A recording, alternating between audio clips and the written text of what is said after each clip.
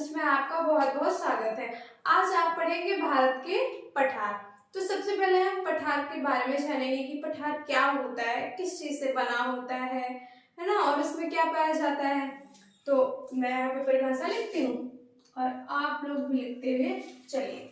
पठार ऊंचे होते हैं, लेकिन जो उनकी ऊपरी सतह होती है वो सपाट और चौड़ी होती है। पठार ऊंचे होते हैं, पठार ऊंचे होते हैं,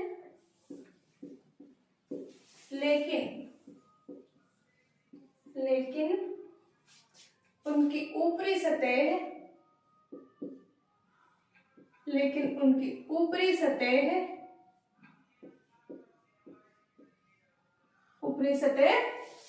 सपाट और चौड़ी होती है। सपाट और चौड़ी होती है, ठीक है। उसके बाद बात आती है कि ये पठार किस चीज से बने होते हैं। जो पठार होते हैं वो ज्वालामुखी से निकलने वाले लावा से बने होते हैं। ये ज्वालामुखी से निकलने वाले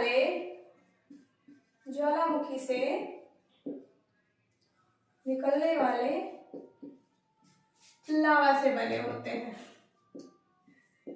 लावा से बने होते हैं, लावा से बने होते हैं और इनमें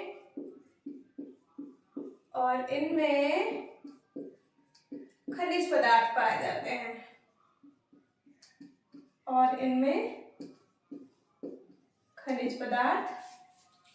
पाए जाते हैं।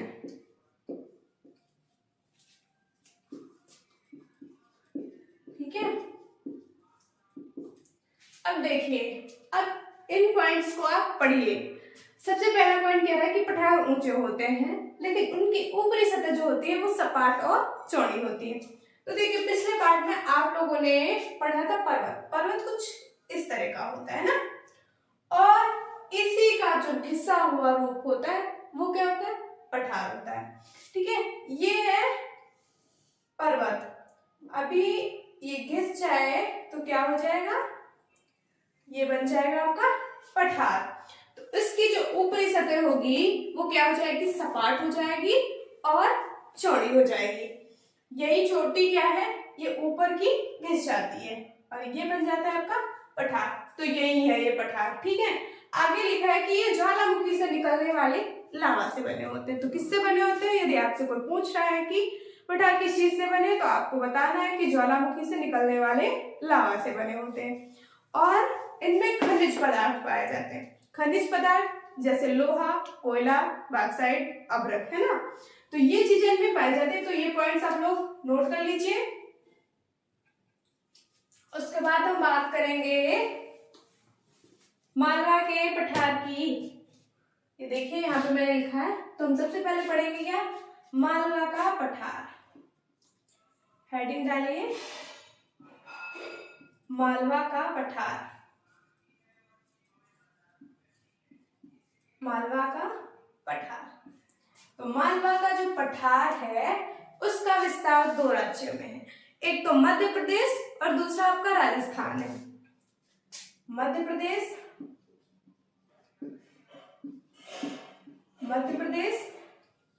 और राजस्थान में। मध्य प्रदेश और राजस्थान में।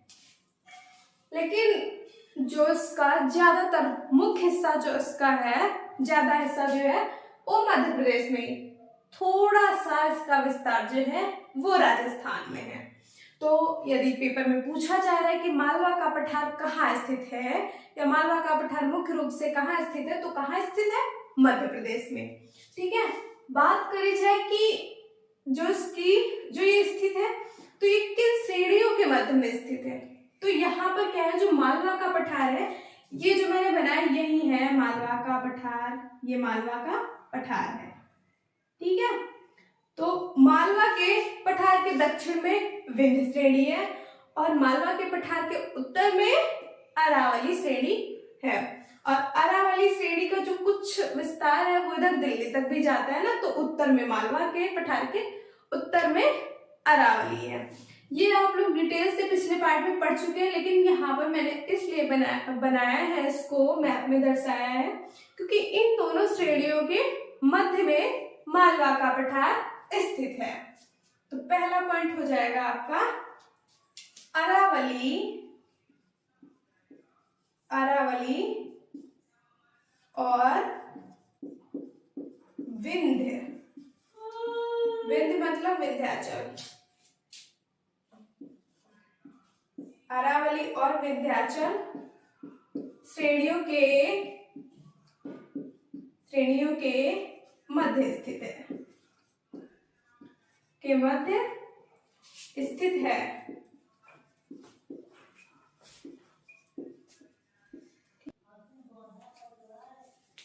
अगला पॉइंट हम देखेंगे। पहला तो हो गया कि मालवा का पठार कहाँ स्थित है। ऐसे ही आपसे कोई पूछ रहा है कि मालवा का पठार कहाँ स्थित है, तो अरावली और विंध्य श्रेणियों के मध्य में स्थित है। और राज्य की बात करी जा रही है तो राज्य का मध्य प्रदेश में स्थित है और कुछ भाग जो इसका है वो राजस्थान में भी है। ठीक है, तो दूसरा पॉइंट आपका ये होता है कि ये जो पठार है मालवा का, एक काली मिट्टी का पठार है। ठीक है, यह काली मिट्टी का पठार है। यह काली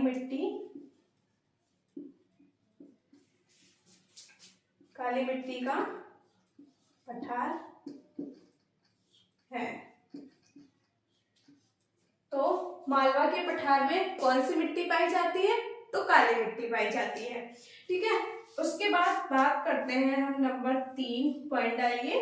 तीसरा पॉइंट है आपका कि मालवा के पठार की जो उत्तरी सीमा है वो कौन सी है, तो सॉरी मालवा के पठार की दक्षिणी सीमा तो कौन सी है, विंध्य श्रेणी। और उत्तरी सीमा की बात करी जाए तो अरावली श्रेणी।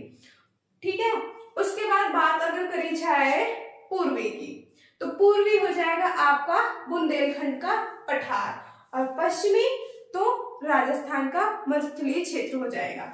तो ये पॉइंट्स आप लोग नोट कर लीजिए। यहाँ पे लिखिए उत्तरी सीमा,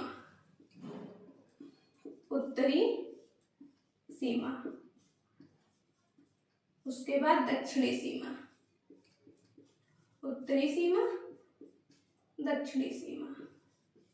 इसका विस्तार कहाँ तक है अभी आपको पता चल जाएगा। उत्तरी सीमा इसकी है कौन सी, अरावली श्रेणी है ना, अरावली श्रेणी। और दक्षिणी विंध्य श्रेणी,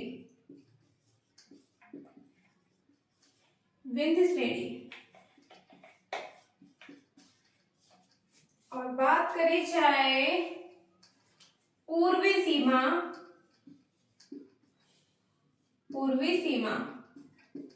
तो क्या हो जाएगा, बुंदेलखंड का पठार।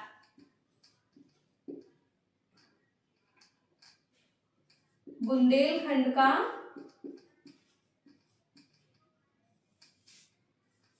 पठार। उसके बाद बात करी जाए इसकी पश्चिमी सीमा की, तो पश्चिमी सीमा इसकी कौन सी होगी, पश्चिमी सीमा राजस्थान का मरुस्थलीय क्षेत्र, राजस्थान का मरुस्थलीय क्षेत्र।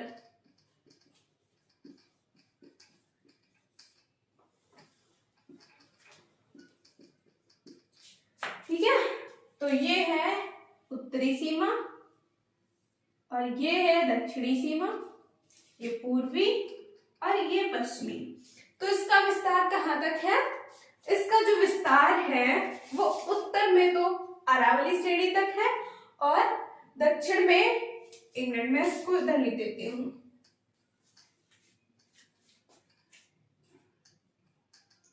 यहाँ पे लिख लीजिए पूर्वी सीमा, इसके बाद पश्चिमी सीमा मैं यहाँ पे लिख देती हूँ। पश्चिमी सीमा, पश्चिमी सीमा कहाँ पर बताया मैंने आपको? राजस्थान का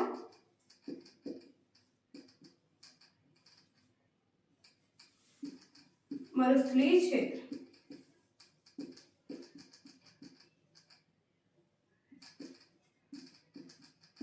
ठीक है, एक पॉइंट मैंने इधर कर दिया, पहला ये, दूसरा ये, तीसरा ये और चौथा ये हो जाएगा। देखिए बात करी जाए कि मालवा का जो पठार है उसकी उत्तरी सीमा कौन सी है? तो अरावली श्रेणी उसकी उत्तरी सीमा है, दक्षिणी तो विंध्य श्रेणी उसकी दक्षिणी सीमा है, और बात करी जाए पूर्वी की तो पूर्वी सीमा है बुंदेलखंड का पठार, पश्चिमी सीमा है राजस्थान का मरुस्थलीय क्षेत्र। पूर्व में ये कहाँ, सॉरी पश्चिम में कहाँ तक फैला? तो राजस्थान के मरुस्थलीय क्षेत्र तक फैला है, और दक्षिण में तो विंध्य श्रेणियों तक फैला है, उत्तर में अरावली श्रेणियों तक। यहाँ पे क्वेश्चन एक और तरह से बन सकता है कि अरावली श्रेणी के उत्तर में नहीं, अरावली श्रेणी के दक्षिण में कौन सा पठार स्थित है? ये अरावली है और अरावली का दक्षिण मालवा का पठार होगा, है ना। तो क्वेश्चन यहाँ से ये बन सकता है कि अरावली श्रेणी के दक्षिण में कौन सा पठार स्थित है? तो आपको बताना है मालवा का पठार, और विंध्य श्रेणी के उत्तर में कौन सा पठार स्थित है? तभी मालवा का पठार ही होगा। इसके बाद हम बात करेंगे कि इस पठार से कुछ नदियां भी निकलती हैं, तो उन नदियों के बारे में हम जानेंगे। यहाँ पे लिखती हूँ मैं ऊपर,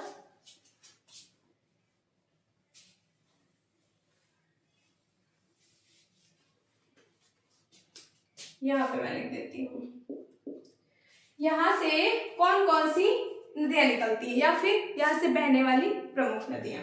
ठीक है, तो लिखिए यहाँ पर, यहाँ से बहने वाली, यहाँ से बहने वाली प्रमुख नदियां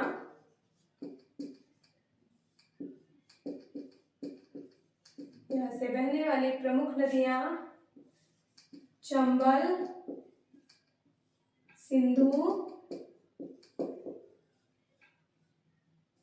बेतवा, चंबल, सिंधु, बेतवा तथा केन है, तथा केन है। ठीक है, तो क्वेश्चन बन सकता है कि मालवा के पठार से कौन सी नदियां बहती हैं? तो कौन सी है? चंबल है, सिंधु है, बेतवा है तथा केन नदियां प्रमुख नदियां हैं जो कि मालवा के पठार से होकर बहती हैं। ठीक है, अब हम बात करेंगे दक्कन के पठार की। इतना नोट कर लीजिए आप लोग, जल्दी से नोट कर लीजिए, दक्कन का पठार। ठीक है, ये वाला जो है ये है दक्कन का पठार, इतना नोट कर लीजिए या फिर स्क्रीनशॉट ले लीजिए। ये मैंने हेडिंग यहाँ पे डाली थी, लेकिन नीचे स्पेस ना होने की वजह से एक पॉइंट मैंने ऊपर लिख दिया है।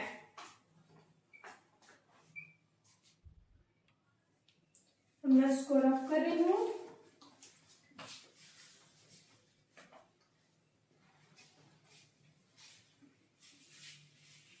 अभी मैंने यहाँ पे आपको बताया था कि जो पूर्वी सीमा है वो बुंदेलखंड का पठार है, तो पूर्वी मालवा के पठार का पूरब तो इधर ही होगा, है ना।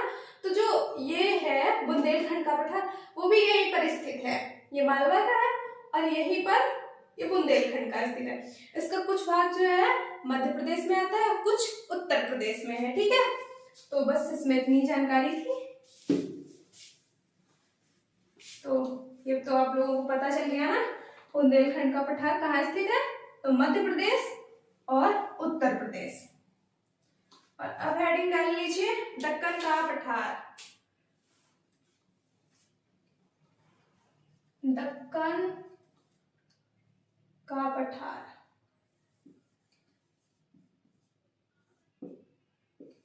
यहाँ पे डाले विस्तार, इसका विस्तार किन राज्यों में है?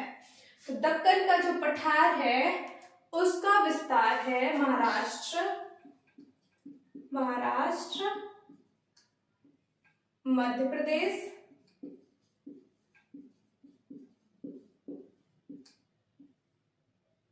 आंध्र प्रदेश,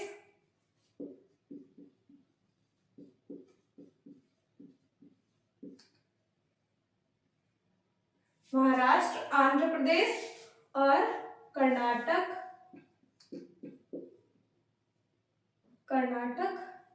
और तमिलनाडु।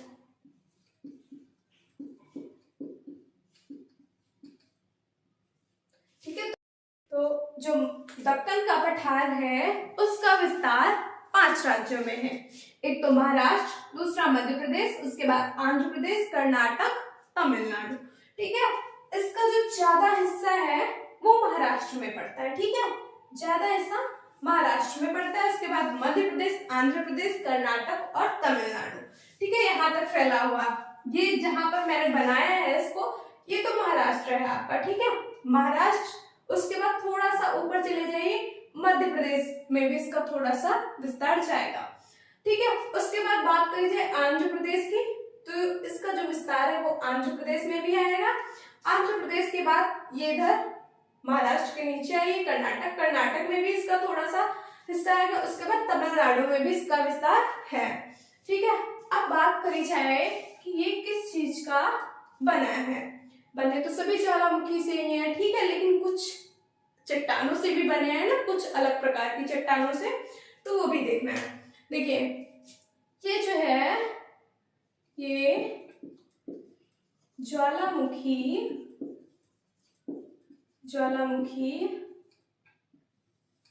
बेसाल्ट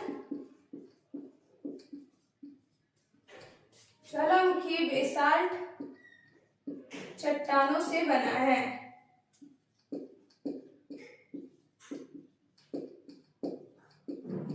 तो दक्कन का पठार किस चीज से बना है? तो ज्वालामुखी बेसाल्ट चट्टानों से बना है। ठीक है, जो दक्कन का पठार है इसका जो पूरी भाग है इसको एक अलग नाम से जानते हैं। और इसको किस नाम से जानते हैं? इसके पूरे भाग को विदर्भ कहा जाता है। इस पठार के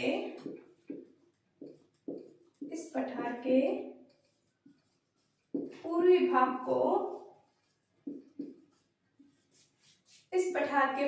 भाग को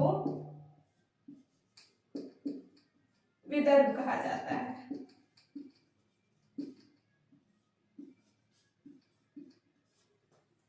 विदर्भ कहा जाता है।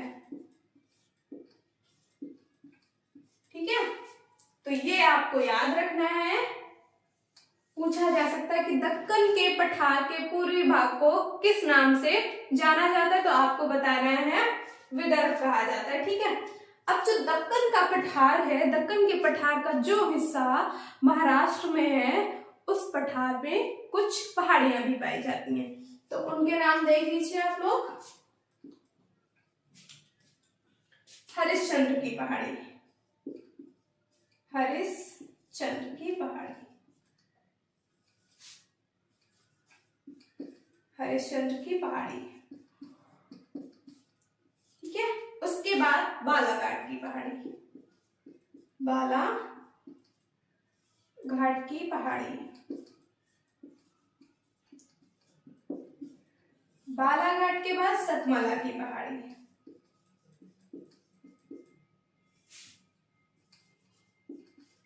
सतमाला की पहाड़ी, सतमाला के बाद गावलीगढ़ की पहाड़ी, गावलीगढ़ की पहाड़ी। उसके बाद बात करी जाए तो अजंता की पहाड़ी,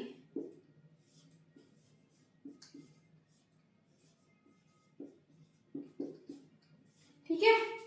सभी की सभी कहाँ स्थित है? महाराष्ट्र में। ठीक है, ये महाराष्ट्र में है और ये दक्कन के पठार का हिस्सा है।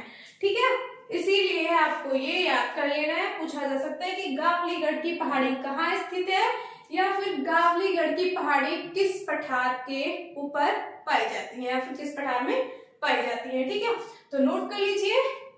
उसके बाद बात करेंगे हम छोटा नागपुर के पठार की।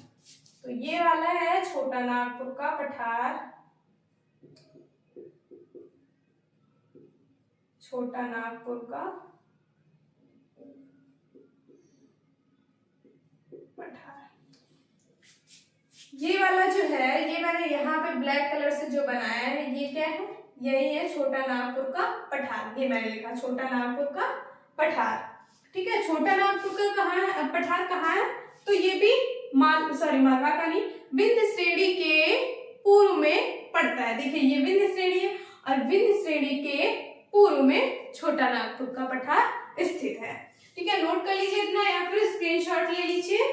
उसके बाद हेडिंग डाल लीजिए छोटा नागपुर का पठार।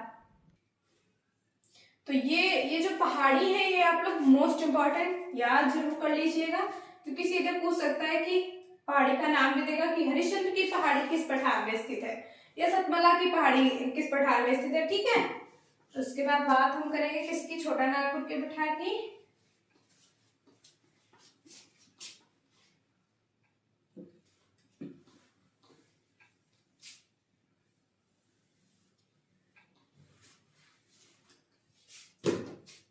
हेडिंग डालिए छोटा नागपुर का पठार,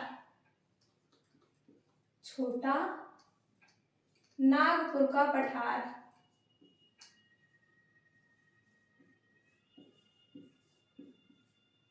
छोटा नागपुर का पठार, छोटा नागपुर का जो पठार है उसका विस्तार किन राज्यों में है, उसका विस्तार किन राज्यों में है, तो उसका विस्तार है झारखंड,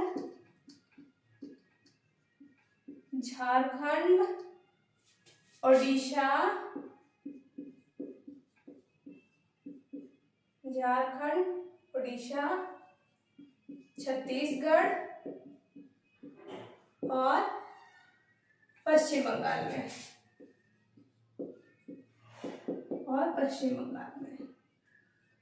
ठीक है।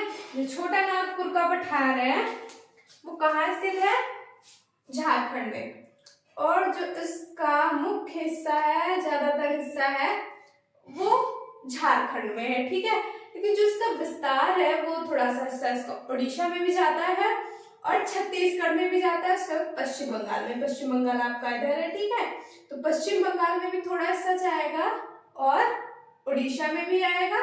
उसके बाद है आपका छत्तीसगढ़, छत्तीसगढ़ में इसका कुछ हिस्सा आएगा।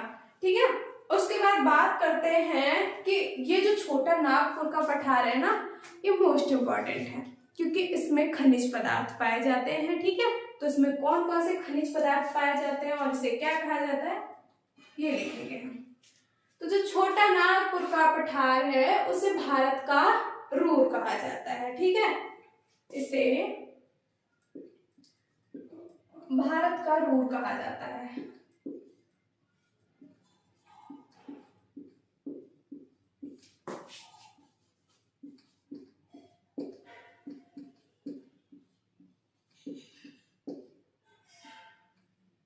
भारत का रूर कहा जाता है। भारत का रूर इसे क्यों कहा जाता है, क्योंकि ये खनिज पदार्थों की दृष्टि से संपन्न है ना, इसमें खनिज पदार्थ भरपूर मात्रा में पाए जाते हैं। तो मैं यहाँ पे लिख देती हूँ, खनिज पदार्थों की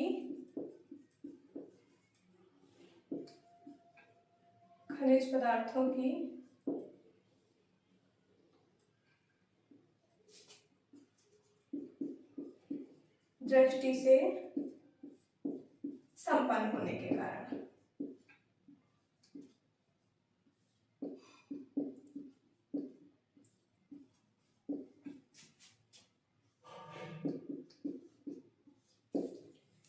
खनिज पदार्थों की दृष्टि से संपन्न होने के कारण छोटा नागपुर के पठार को भारत का रूर कहा जाता है।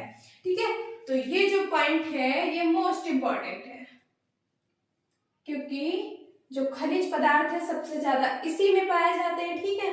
और इसको नाम भी एक दिया गया इसलिए क्योंकि इसमें इतने सारे खनिज पदार्थ पाए जाते हैं, इसलिए इसको भारत का रूप कहा जाता है।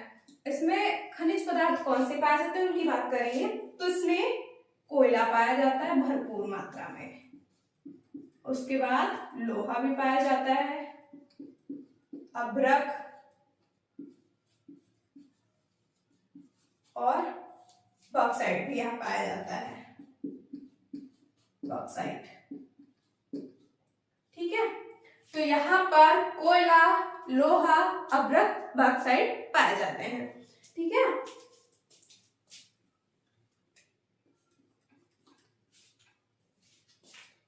दामोदर, अगला पॉइंट है नेक्स्ट, दामोदर एवं स्वर्णरेखा, दामोदर एवं स्वर्णरेखा नदियों का उद्गम स्थान,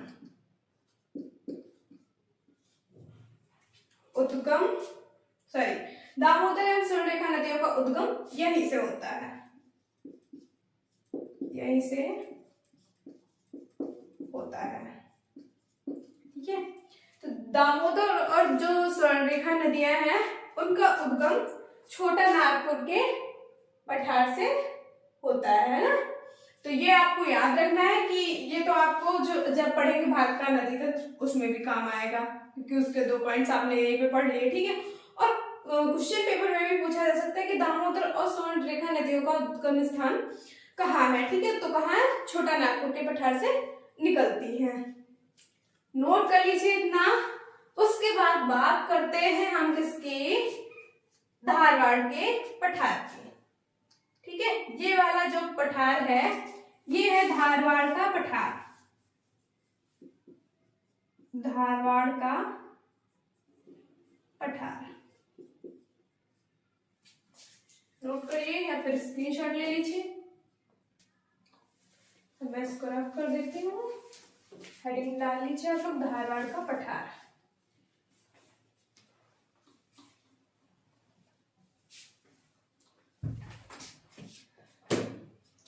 धारवाड़ का पठार,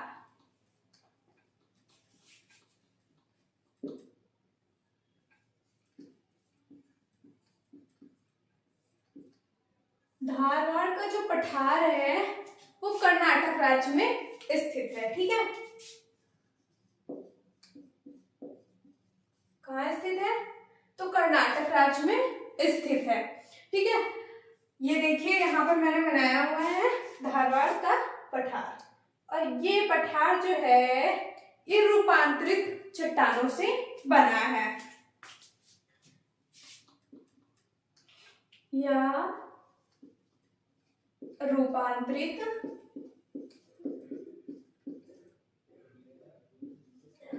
रूपांतरित चट्टानों से बना है, ठीक है।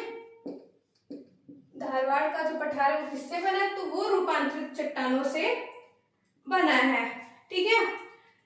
ये जो पठार है धारवाड़ का, ठीक है, तो इसके पूर्व में धारवाड़ का जो पठार है इसके पश्चिम में बाबा बूदन तथा ब्रह्मगिरी की पहाड़ियां स्थित हैं, ठीक है। किसकी पहाड़ियां हैं, तो यहाँ पे मैं लिखती हूँ, धारवाड़ के पठार के इसके पश्चिम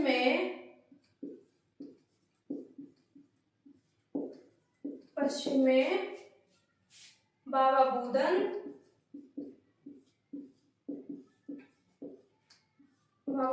तथा ब्रह्मगिरी की पहाड़ियां,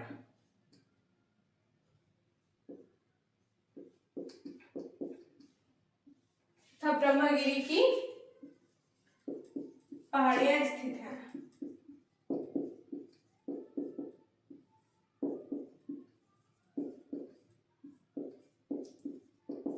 ठीक है। और ये मोस्ट इंपॉर्टेंट पॉइंट है, और इसके बाद अभी मैं एक और लिखवा रही हूँ वो भी बहुत इंपॉर्टेंट है। इसमें आपसे ये पूछा जा सकता है कि धारवाड़ पठार के पश्चिमी भाग में कौन सी पहाड़ियां स्थित है। तो कौन सी स्थित है? बाबा बूदन तथा ब्रह्मगिरी की पहाड़ियां। अब जो बाबा बूदन की पहाड़ियां हैं वो बहुत बहुत बहुत इंपॉर्टेंट है परीक्षा की दृष्टि से, क्योंकि जो बाबा बूदन की पहाड़ियां हैं वो कहवा उत्पादन के लिए प्रसिद्ध हैं। ठीक है, किसके लिए? तो कहवा उत्पादन के लिए प्रसिद्ध है। बाबा बूदन की पहाड़ियां, बाबा बूदन की पहाड़ियां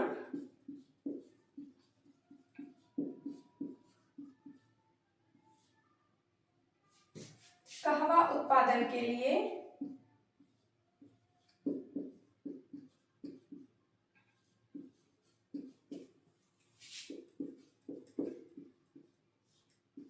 प्रसिद्ध है। ठीक है, तो यहां से आपको एक पॉइंट याद हो सकता है, या फिर ऐसा पूछा जा सकता है कि बाबा बूदन की पहाड़ियां किस चीज के लिए प्रसिद्ध है? तो कहवा उत्पादन के लिए। या फिर ऐसे पूछा जा सकता है कि जो कहवा उत्पादन है वो किस राज्य में होता है? तो देखिए, का से कहवा और का से कर्नाटक। कहवा जो है, कहवा का जो उत्पादन है वो कर्नाटक राज्य में होता है, और जो बाबा बूदन की पहाड़ियां हैं उन्हीं पे कहवा का उत्पादन होता है। ये इतनी बात तो हो गई धारवाड़ के पठार की, और ये 2 पॉइंट आपको मुख्य रूप से याद रखने हैं, क्योंकि ये आपके एग्जाम की दृष्टि से महत्वपूर्ण है। ठीक है, उसके बाद बात करते हैं पूर्वोत्तर क्षेत्र में आपके। तो ये है आपका मेघालय। ठीक है, आप सभी को पता है यहाँ पे मेघालय, तो इसी को बोलते हैं मेघालय का पठार। इसे क्या बोलेंगे? मेघालय का पठार।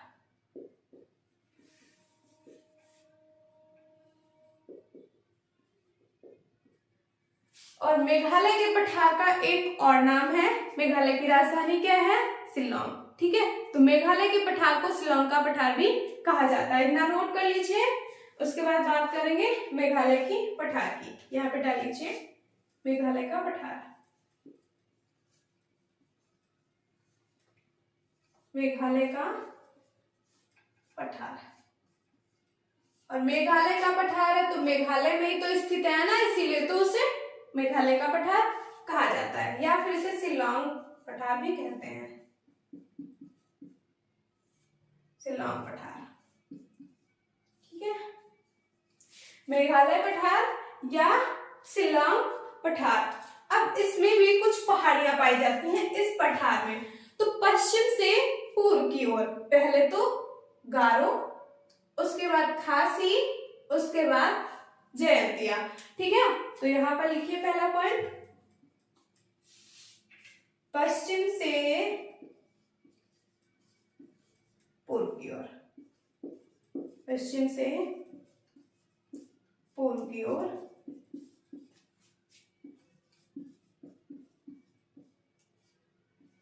गारो, खासी, जयंतिया। गारो, खासी, जयंतिया। ठीक है, ये मेघालय के पठार के अंतर्गत पहाड़ियां आती हैं। अब देखिए, ये तो है पहाड़ियों के नाम, गारो, खासी, जयंतिया, लेकिन ये जो है ये वहां की जनजातियों के नाम भी है।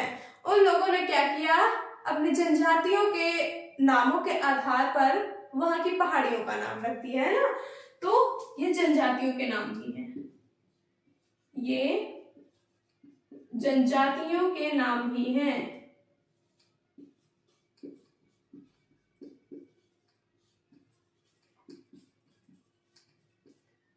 ठीक है, अब आप लोगों ने एक नाम सुना होगा मासिन राम, उसके पहले सुनते होंगे चेरापूंजी, जो किसके लिए प्रसिद्ध है?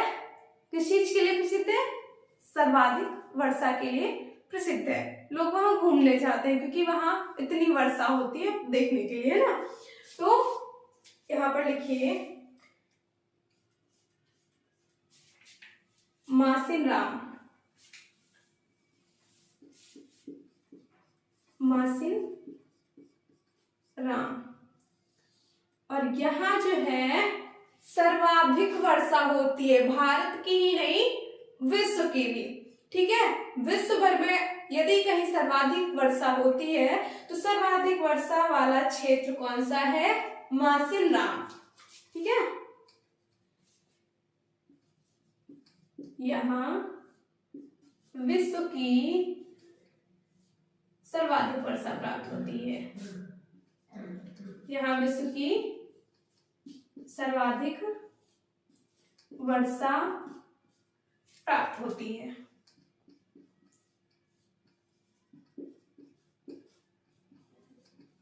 ठीक है, तो आपसे पूछा जा सकता है कि सर्वाधिक वर्षा कहाँ होती है, मतलब विश्व की जो सर्वाधिक वर्षा है वो कहाँ होती है? तो भारत में मासिनराम में, मेघालय में एक क्षेत्र है मासिनराम, वहां।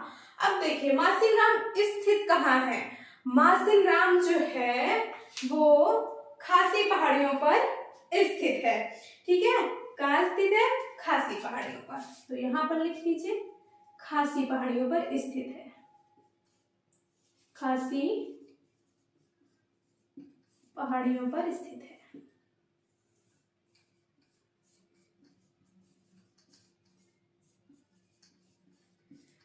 मासिनराम खासी पहाड़ियों पर स्थित है, इसीलिए मैंने यहाँ पे मासिनराम को बताया, क्योंकि खासी पहाड़ी मेघालय के पठार का हिस्सा है और खासी पहाड़ी पर ही स्थित है मासिनराम, जो विश्व में सर्वाधिक वर्षा के लिए प्रसिद्ध है। ठीक है, उसके बाद बात करेंगे, ये यहाँ पे एक आपका पॉइंट अभी छूटा हुआ है, ये क्या है? तो ये है दंडकारण्य का पठार, दंडकारण्य का पठार।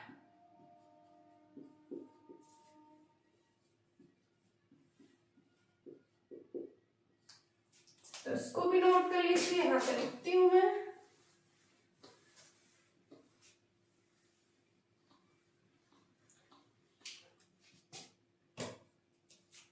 लिखिए दंडकारण्य का पठार।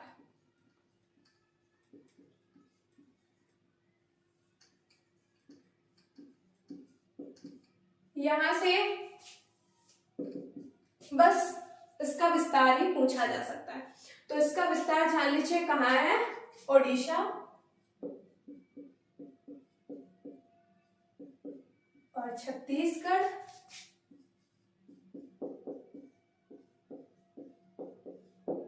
ओडिशा, छत्तीसगढ़ और आंध्र प्रदेश।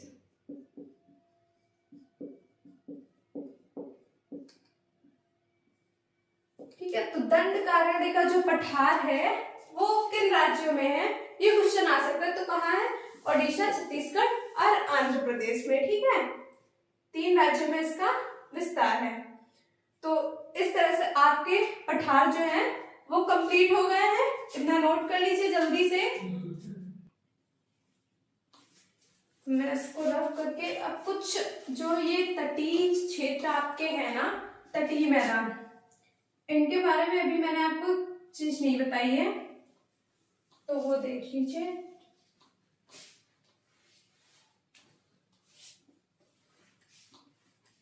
देखिए ये जो तटीय क्षेत्र है ना, इनका क्षेत्रों के आधार पर, प्रदेशों के आधार पर इनको अलग अलग नाम दिए गए हैं, उनके बारे में हम जानेंगे। तो ये तो है आपका पश्चिमी तट, पश्चिमी तटीय मैदान है ये, और ये है आपका कौन सा? पूर्वी तटीय मैदान।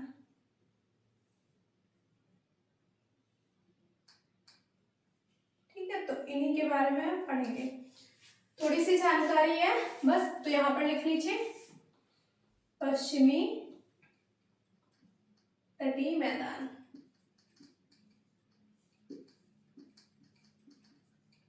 तो ये कहां से कहां तक है? तो ये गुजरात से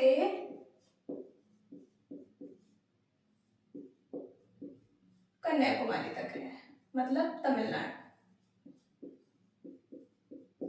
गुजरात से कन्याकुमारी तक। ठीक है, उसके बाद बात करें तो गुजरात में ही यहाँ पे जो छोटा सा क्षेत्र है वो आता है दमन का, और दमन से गोवा तक का जो क्षेत्र है उसे हम बोलते हैं कोंकण तट। कोंकण तट। उसके बाद बात करें गोवा से लेकर कर्नाटक तक, ठीक है, गोवा से लेकर कर्नाटक तक। तो ये कौन सा हो जाएगा आपका? कर्नाटक में कहां तक है? कर्नाटक में मंगलुरु तक है, ठीक है। तो ये हो जाएगा कन्नड़ तट, कन्नड़ तट, या इसको केनरा तट भी बोलते हैं, केनरा तट, या फिर इसको सीधे कर्नाटक तट बोलते हैं। अब देखिए मंगलुरु मतलब कर्नाटक से कन्याकुमारी तक, मंगलुरु से कन्याकुमारी तक जो क्षेत्र पड़ता है उसको बोलते हैं मालाबार तट, मालाबार तट। तो मैं यहाँ पे लिख देती हूँ, नंबर 1 पे लिखिए कोंकण तट। तो ये कहां से कहां तक है? दमन से गोवा तक, दमन से गोवा तक। नंबर 2 पे लिख लीजिए कन्नड़ तट, कन्नड़ तट। तो कन्नड़ तट कहां से कहां तक है? गोवा से लेकर कर्नाटक में मंगलुरु तक, गोवा से कर्नाटक में मंगलुरु तक।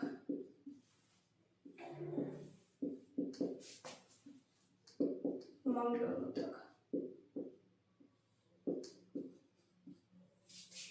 नंबर 3 पे मालाबार तट,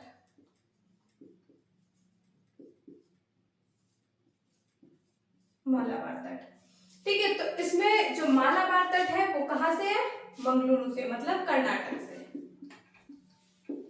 मंगलुरु से कन्याकुमारी तक।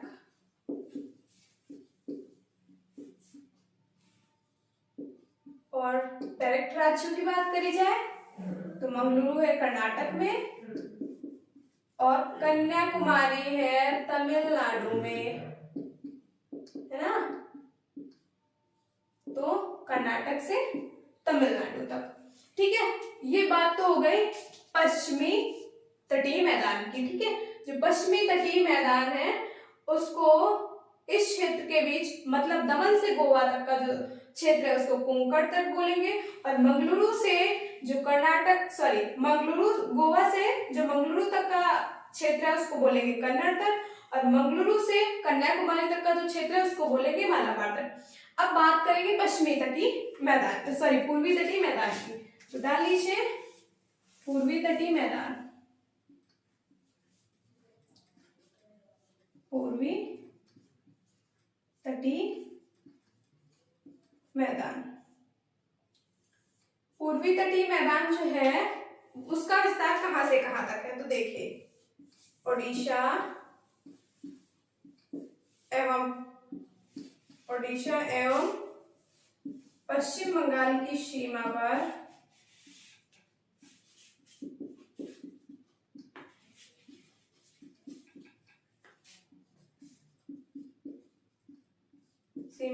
स्थित स्वर्ण रेखा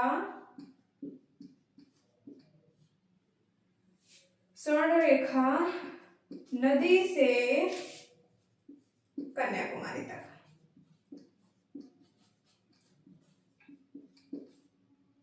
कन्याकुमारी तक इसका विस्तार है पूर्वी तटीय मैदान का, ठीक है।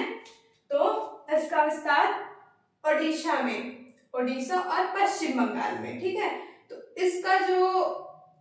इसकी जो सीमा होगी, ठीक है, तो वहीं से ये स्थित होगा, इन दोनों की सीमा हो जाएगी यहीं पर होगी, ठीक है।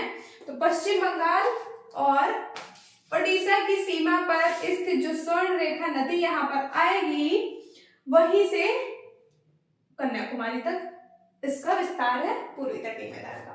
अब इसकी बात करेंगे हम, तो ये जो है इसको मुख्यतः 3 भाग में हम लोग पढ़ते हैं। कैसे कि जो इसका उत्तरी भाग उसको उत्तरी सरकार तट बोलते हैं, और जो मध्य वाला इसका भाग है उसको गोलकुंडा तट या फिर मध्य तट बोलते हैं। दक्षिणी भाग जो इसका है उसको कोरोमंडल तट बोलते हैं। ठीक है, तो यहाँ पे लिखते हैं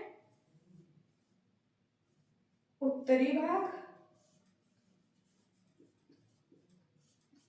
ये है मध्य भाग, मध्य भाग, और मध्य भाग की बात करें दक्षिणी भाग की, दक्षिणी भाग। तो इसके उत्तरी भाग को क्या बोलते हैं? उत्तरी सरकार तट, उत्तरी सरकार तट।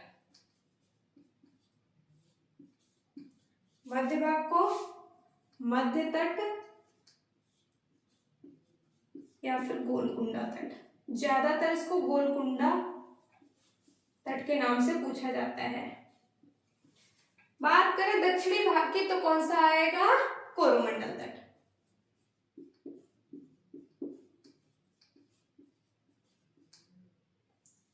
कोरोमंडल तट, ठीक है।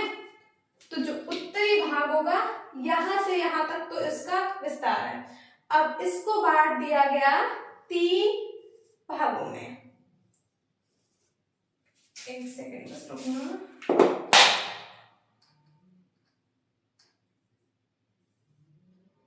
यहां से यहां तक का जो क्षेत्र इसका होगा ना,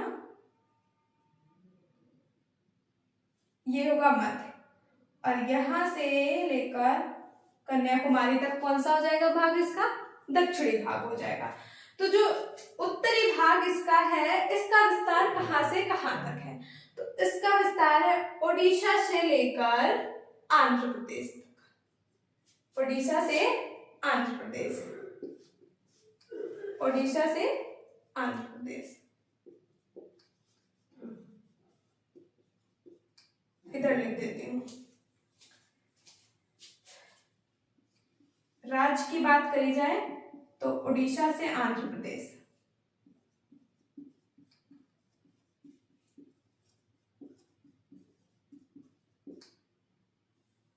ठीक है।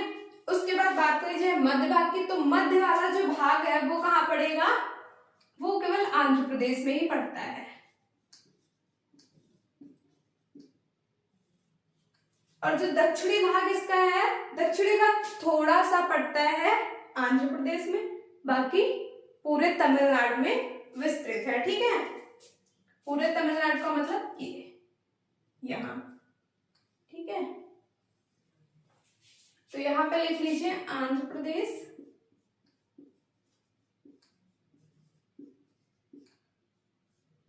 प्लस तमिलनाडु, ठीक है। ये हो गए आपके तटीय क्षेत्र, तटीय मैदान और उनके नाम।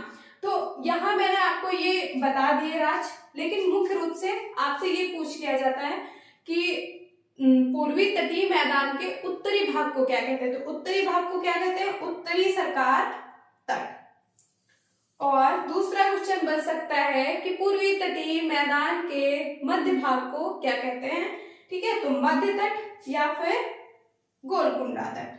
दक्षिणी भाग को क्या कहते हैं? तो कोरोमंडल तट, ठीक है। तो ये आपकी कुछ जानकारी थी तटों के बारे में, तो वो भी हो गया और पठार भी पूरा समाप्त हो गया है। तो ये मेरी वीडियो आपको पसंद आई तो लाइक, सब्सक्राइब और शेयर जरूर करें। धन्यवाद।